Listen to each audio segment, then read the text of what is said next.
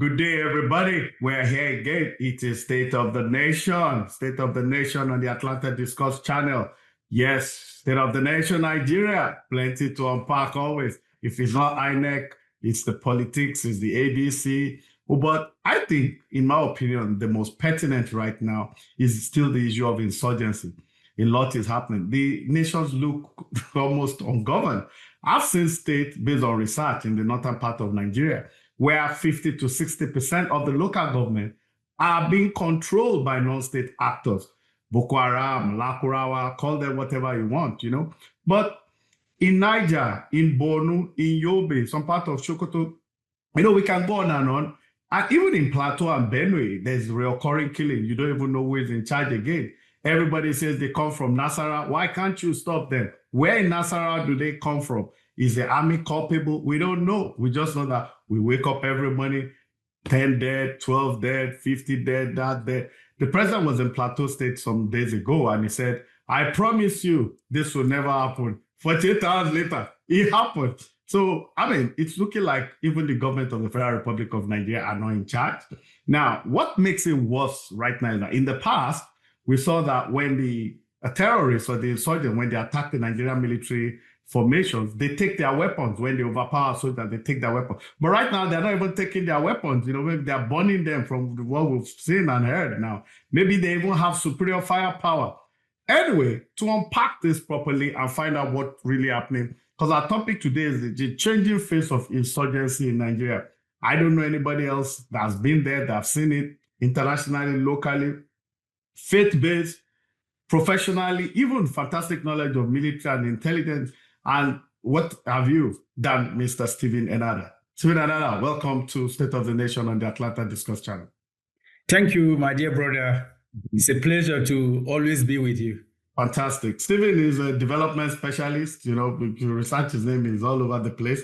He's a faith leader also, and international human rights advocate, well-known, president of ICON. This is a US-based non-for-profit that specializes in human rights, justice, and peace in Nigeria especially. So he knows it. He's been on ground. He talks to people on ground.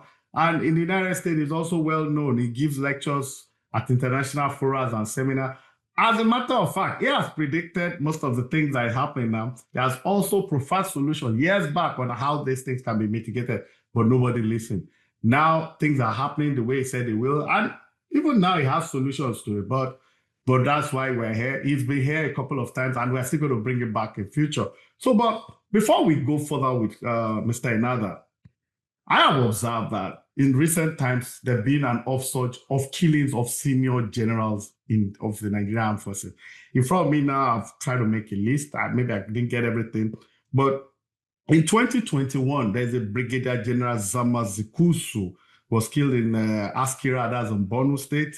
There was Brigadier General Oseni Omobrahimo. That's the latest one that was killed. Fantastic gentleman. I saw a video of him when he was living in Pakistan. Brigadier General Musa Uba. I think that's one that we also the video that was shot. That was also in Borno. These three names were all killed in Borno. There was an unnamed Brigadier General according to the Reuters report. And of course, you have the litany of colonels, lieutenant colonels, and majors. Some killed in 2026 from the 272 Tank Battalion, location in Malam Fatori in Borno State. Various colonels from 2009 till date. As a matter of fact, it does look like maybe the military, for reasons of security, will not want to divulge some of these names. But there's been an upsurge of killing of senior officers. So where do we start this today? Evolution of this threat, Mr. Enada. From your analysis, how has insurgency in Nigeria evolved from Boko Haram to the newer armed groups we see today? How come? Why are there so many? Why are they having a field day? First of all, is the exploitation of geopolitics. When you have unstable regions such as the Sahel in Africa, it allows groups like ISIS to operate and expand. So, and they often feel power vacuums. And so now you begin to look at reduced state security or international machinery to curtail this operation and expansion. But piggyback to what you mentioned about Nigeria generals, armies being soldiers being killed. Actually, it didn't start today. It has been there since the advent of this insurgency during the time of when Boko Haram was formed. Many soldiers were killed.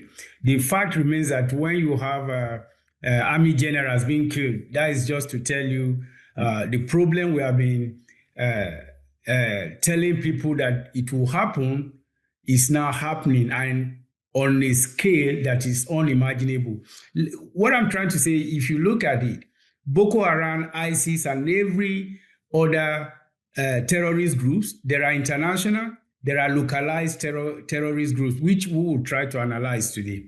But the insurgents deploy what we call, in the first place, asymmetric warfare. And these tactics had worked so much because they exploit Nigerian military vulnerabilities. All the security architecture vulnerabilities in Nigeria has been exploited by these insurgents. And then when they do that, it used to be like, okay, guerrilla warfare when they will attack and run. But they started with that, and before you know it like that, they exploited the vulnerability from the prism of infiltrating even the military. So because most of them are actually at the top echelon of Nigerian military, that is it, they infiltrated that.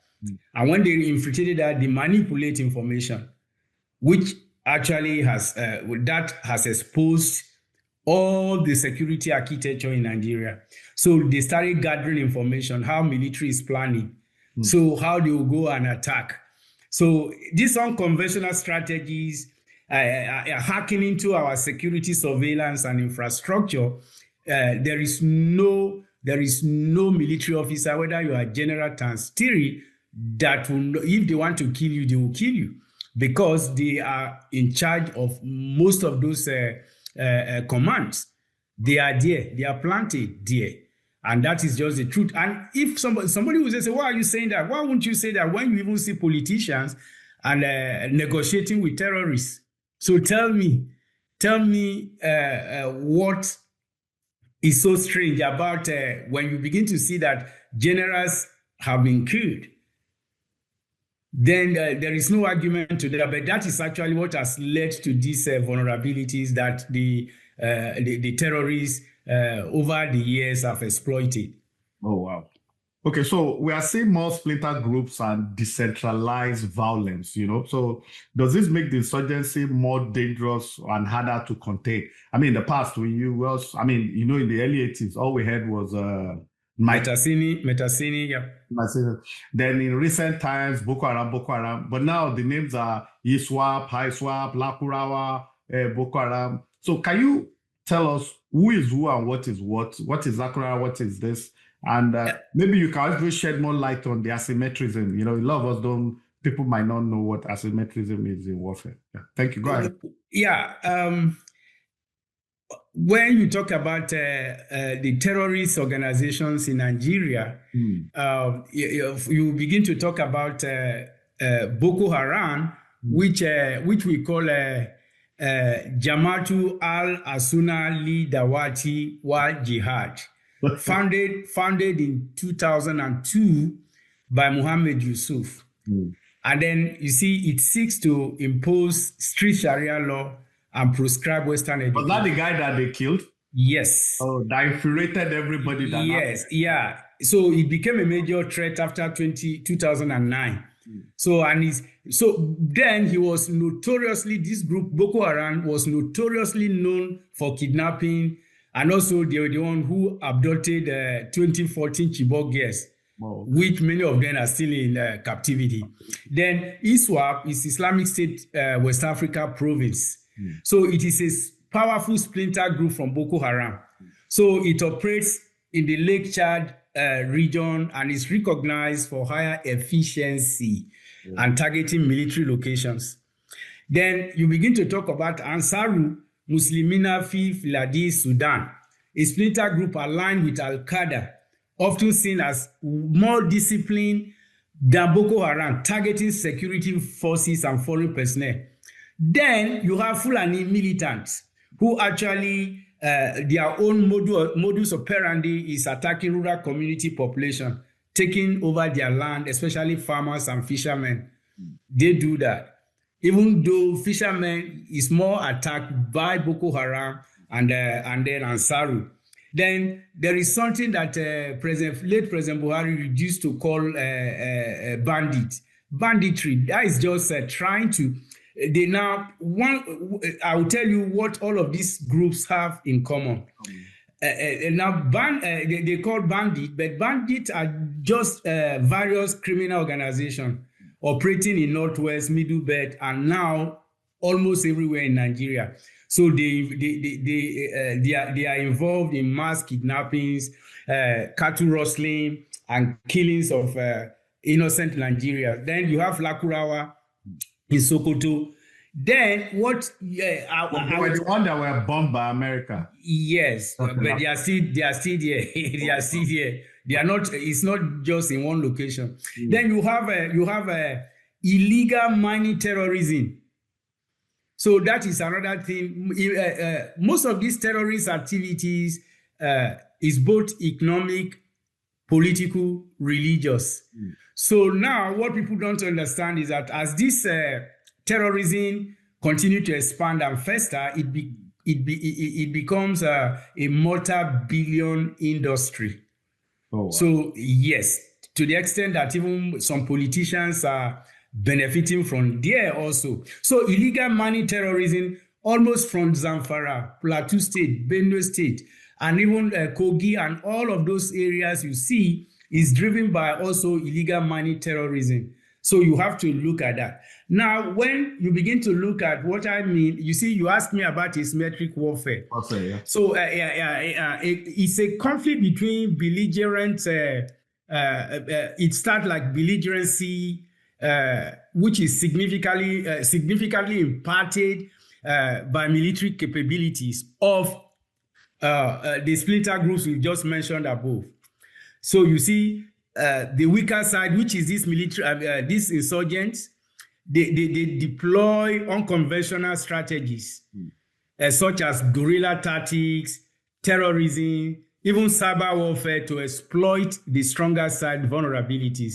So what they do, the asymmetric warfare we are talking is that they aim to gain tactical advantages, raise the cost of conflict, and win even politically and religiously. Even most times, that is what they deploy. So that is what so it's actually imbalance of power that we have, and then the vacuum in power that asymmetric warfare is deployed by these terrorist groups. Now, in all of these terrorist groups we have mentioned, I want to suggest, because we have what we call Eyewitness app, atrocity app, which we use to record, and it records and encrypts the metadata needed to verify any footage of attack, which is what we use, and we are still using it. Now, what we discover in all these trouble spots is just very simple, that the bullet casing that is found in Sokoto with the bullet casing that is found in Plateau. Are you getting what I'm saying? I'm listening. That in Benue, even that in Kogi, that in Kwara State, they are identical bullet casing. From the same source? Yes. Oh, wow. So that is, they hold that in common. So you begin to ask yourself. They have the same supplier. A supplier, oh, and then they are fighting the same cause. Are you at liberty to tell us what the source of those bullets are casing? Well, this is a very, very sensitive, okay. And for the purpose of this discussion, I will not, because it is going to trigger a lot of legal contest. That's why I said. That's why I said. Is it? Yeah, but from forensic investigation on the bullet casing, it's actually similar. Okay. And then the modus operandi of these people is the same one: to capture, occupy, and also to begin to rule. Wow. Yep. So that is what I'm trying to operate. yes. Yep. Okay, so let's look at their changing tactics and strategy, because it just looks like they're getting better at what they are doing. So in what ways have the tactics of this group changed? And are they becoming more sophisticated or simply more widespread? Because in my own research, which is not as detailed as yours, I noticed that in the past, when they overcome our military, they take up their weapons. They don't leave anything behind, even their trucks and all that. But right now, it's looking like they even burn what our military is using because they don't need that type of weapon. Does it mean that their own weapons are more sophisticated, So we're talking tactics and strategy now. Are they becoming more sophisticated? Not that their ordnance weapons is more sophisticated. Rather, they are in control. They are superior to Nigeria's security architecture. So they don't really need because they have all kinds of weapons. They can even bring down a plane, a fighter, and they have drone technology. Oh, wow. They operate freely. So that is it. Let me just give you an example. Okay. In Plateau, there is a place called Mahanga in Bokos. It's a terrorist training camp. Mahanga in Bokos, and the governor of Plateau, they know, even before all the governors, they know it. The military folks, they know it. And it's not just in Plateau alone. Mahanga, that is even Babale, behind the University of Jos, the Hilly chain, they have training camp there. Oh. And then they operate drone surveillance. So let me just bust your bubble here, if I may say that. They will write later to communities who are coming. You have to give us XYZ. Either it is your women, either it is your food or money. They will write to you and they will tell you when they are coming. Wow. They can't be confronted. So what I'm just trying to tell, and then when people are really arguing, they are almost everywhere, and I don't want to say many. I don't want to. It's not like we are trying to scare people, but the reality is that everywhere in Nigeria they can take. If the truth of the matter is, they are watching what is happening globally, but the truth of the matter is they can take over Nigeria. Wow. Yep. They have the capacity. Much more than anything. They are already, you see, we shouldn't, now they kill military personnel. Now, don't you see that Nigeria government is quiet? It is misnarrative and how they will want to confuse people by buying media. They were change narrative. The last brigadier general that died, they almost denied it, and I think they did, but the world is not a global village. Because what you just said now was you technically answered almost half of my next question. I was going to ask you, insurgency used to be in just the northeastern part of Nigeria. Are we now witnessing a broader national security threat across other regions of Nigeria? So I've asked it anyway.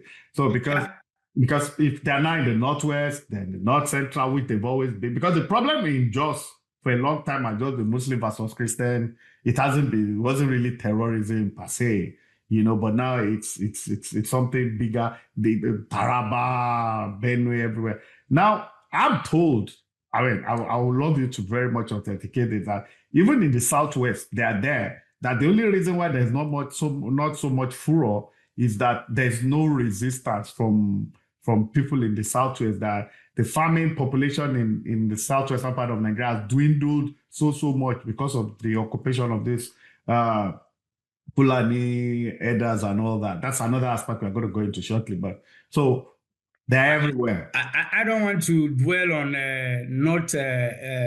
all the northern regions.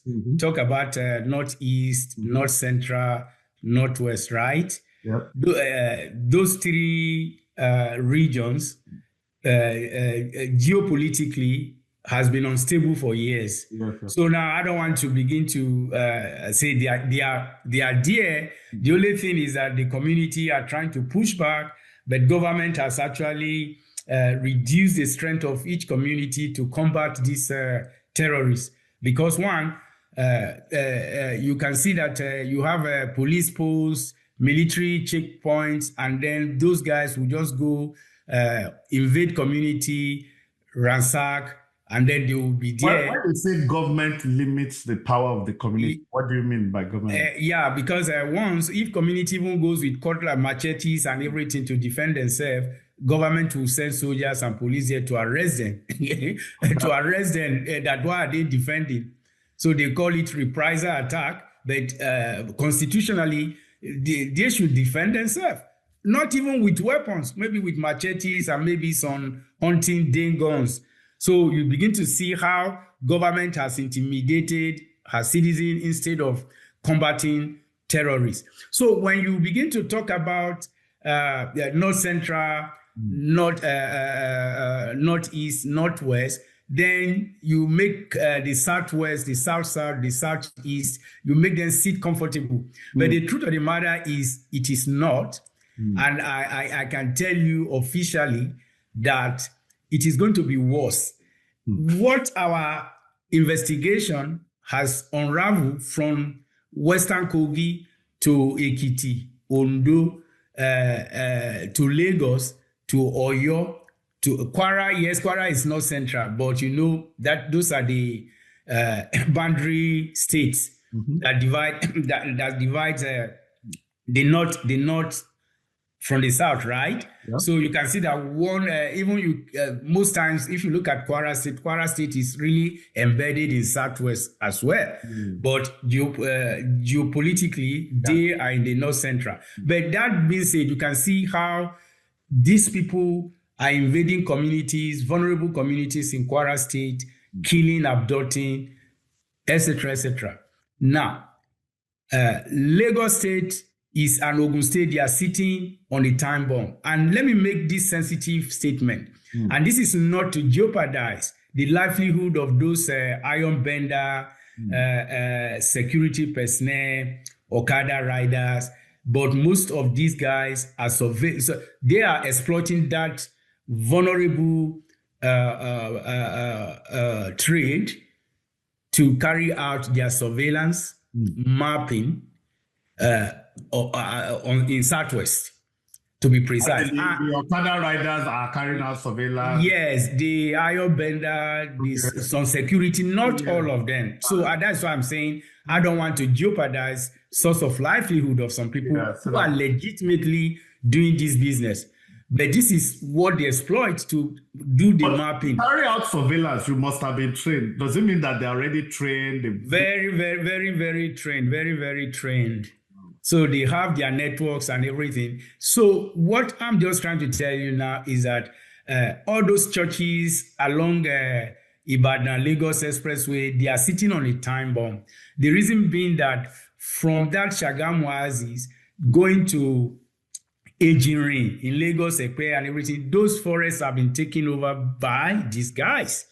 I can tell you that. And when we begin to, it boils down to the fact also, you begin to see many of these guys who are also in the forest.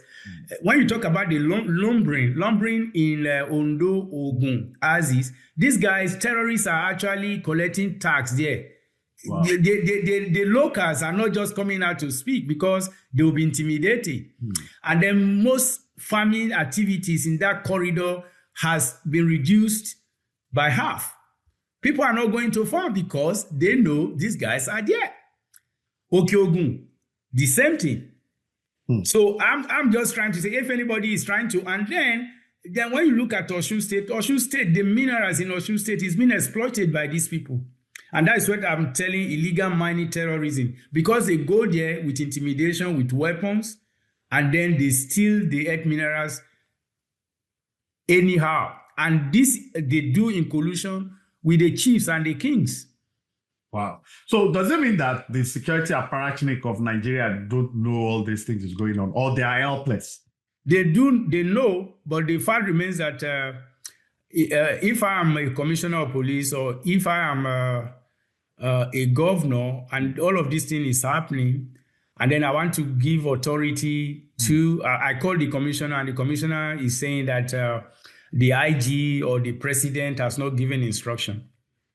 So what can you do about that? You are not in charge of the security architecture. You are not in charge, and you know every Nigerian knows that the security issue lies especially with the federal government.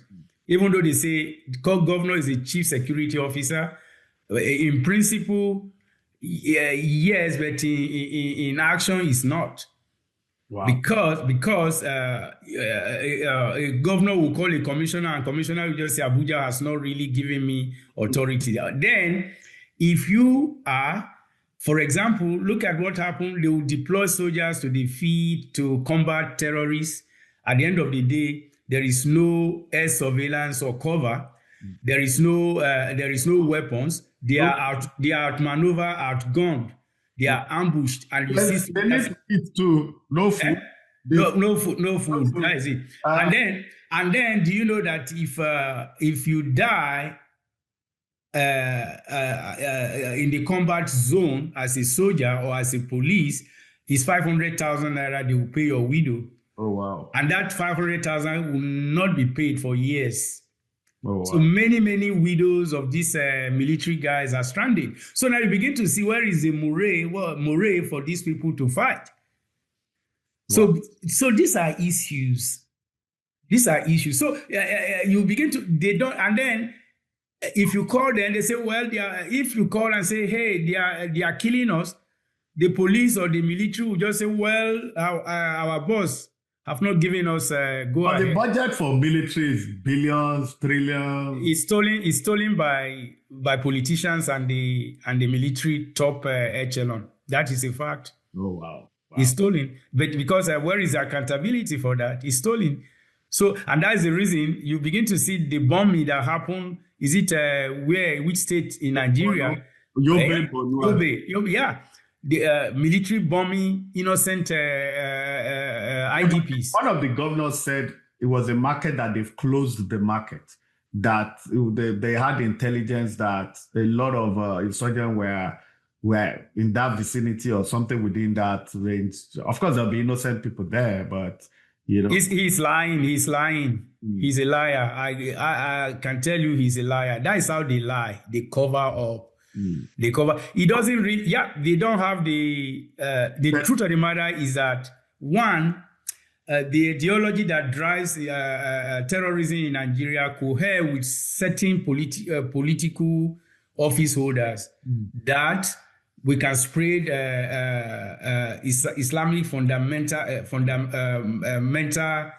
ideas through terrorism. So they believe in it. Oh wow. Some believe in it, yeah. Let's look at recruitment and radicalization. I mean, what factors are currently driving recruitment into these groups? You know, these different groups. What's making it so easy for them to have thousands, hundreds of people, you know, join them just like that? I mean, what's the attraction? Do they pay salaries to, you know, that kind of thing, you know? Yeah, it is, first of all, it is driven by ideology, and ideology is sold. It's just like everybody you are marketing. And then the entry point is just very easy. The entry point is that I believe in it. And then when you believe in it, they promise you, they kidnap, abduct women. And then you have women, you don't need to pay bride price. They will just say, this is your own wife.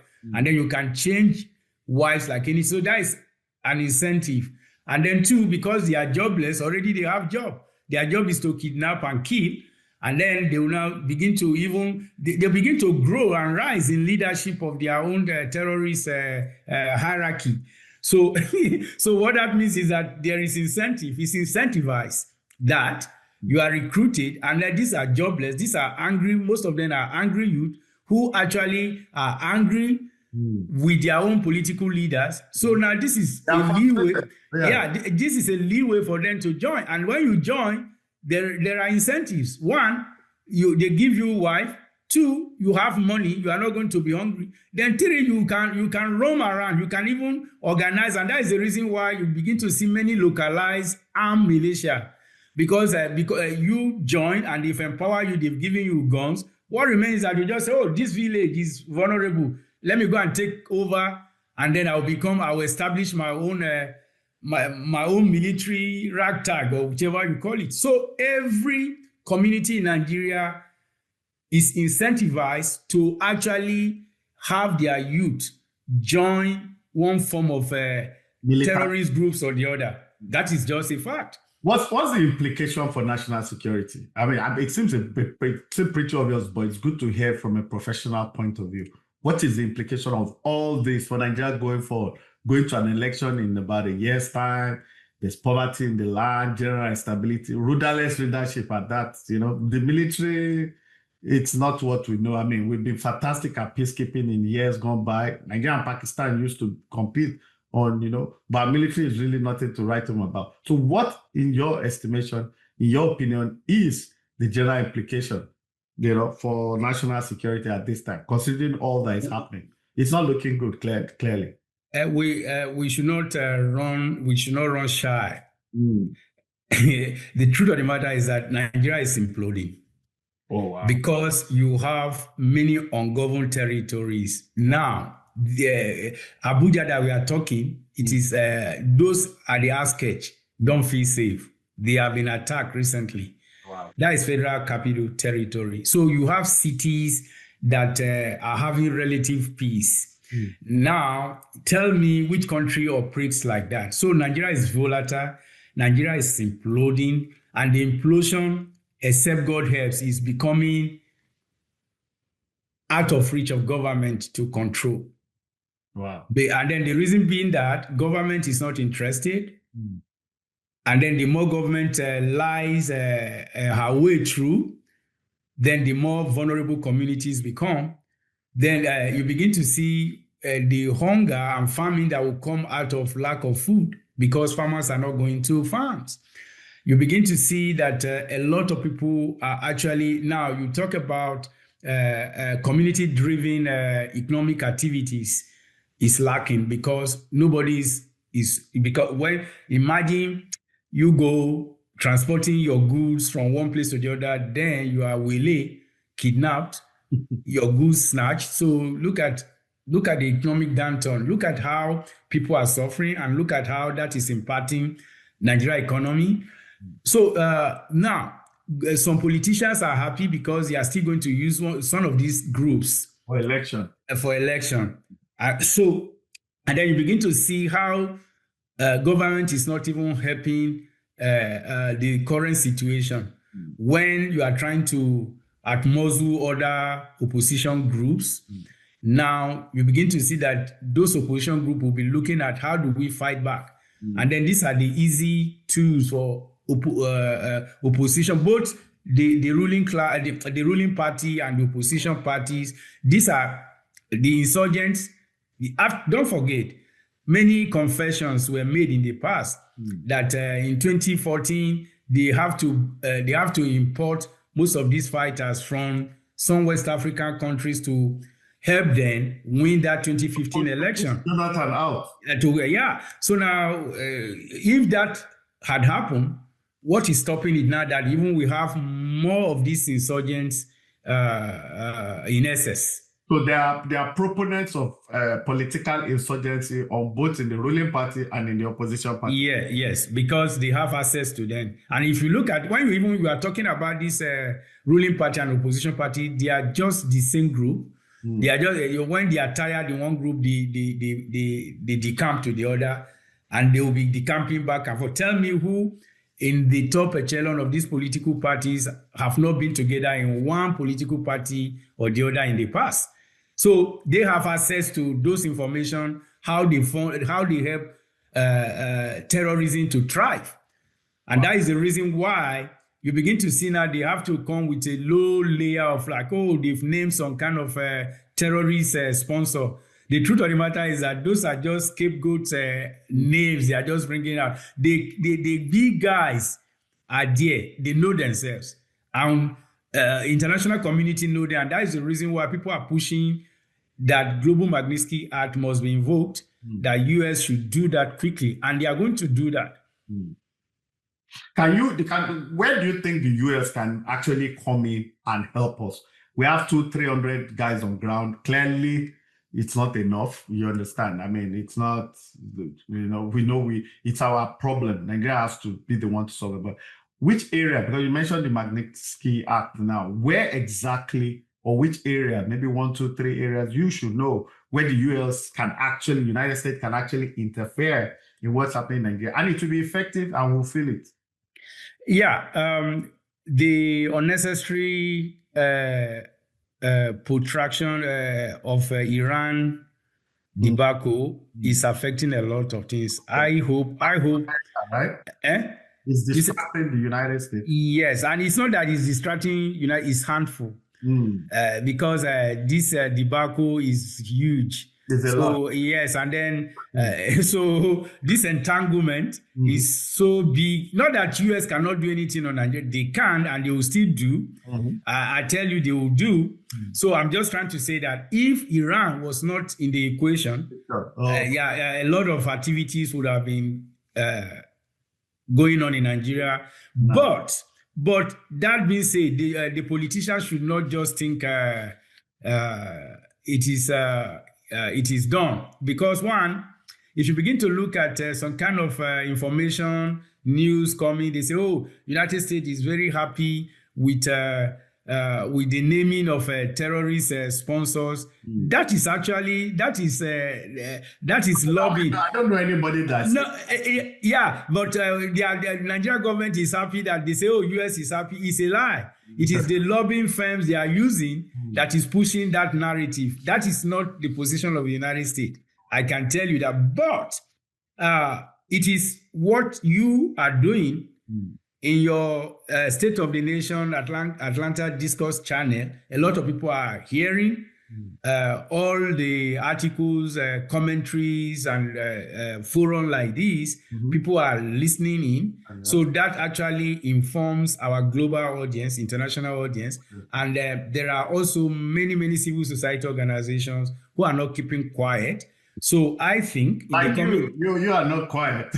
Well, in the coming days, US is going to act, and they will act. If you begin to look at what is happening now, I won't want to say much to that. You begin to see the embassy news from Abuja going.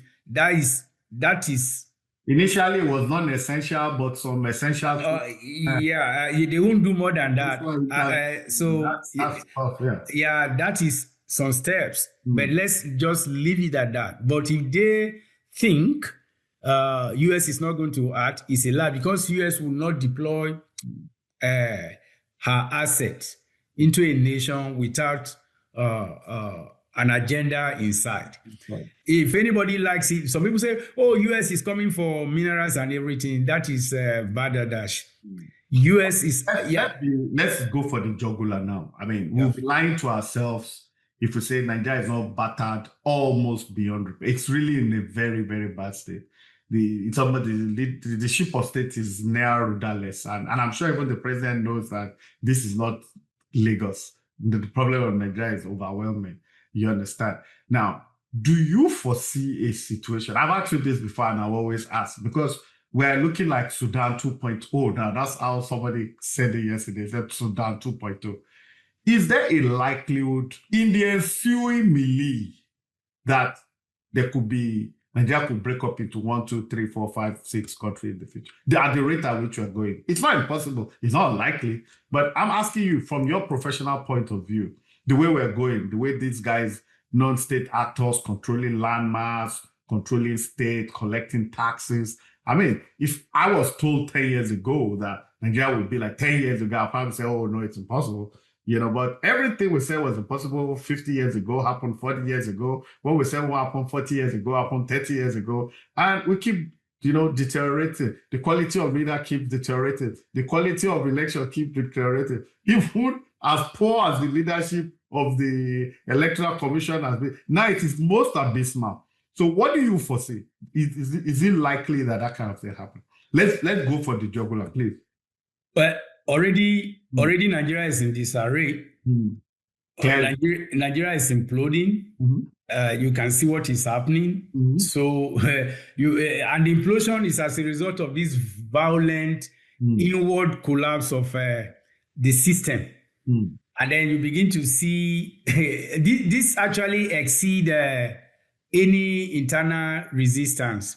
Now, when we are mentioning all those terrorist organizations, what will happen is that if Nigeria implodes, because the way it's going, I don't see any remedy. And I pray.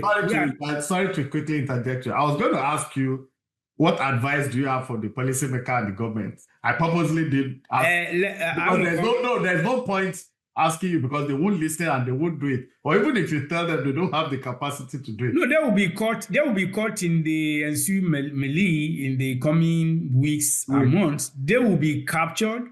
And unfortunately, what happened in Somalia will be a child play. If they think, you see, when it started I was in some team of post-conflict stabilization of Somalia, and from that study, it was like, oh, the big guys, politicians are saying nothing will happen. Now we are in control, we are in charge. Do you know what happened? When Al-Shabaab took over, they took over Mogadishu airport and almost every government infrastructure. So the politician could not escape by the sea or by the airport. Most of them ended up being trapped. Some of them died. So the truth of the matter is that the most vulnerable citizens in Nigeria are the political elites.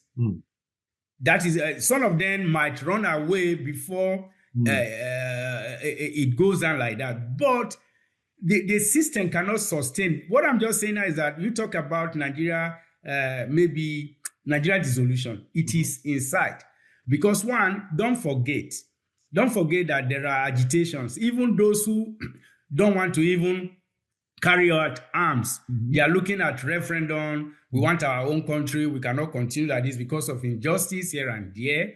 Now you have all those terrorist groups operating with liberty across every width and breadth of Nigeria. What that means is that those terrorist groups that you see, they are entrenched in different, they allocate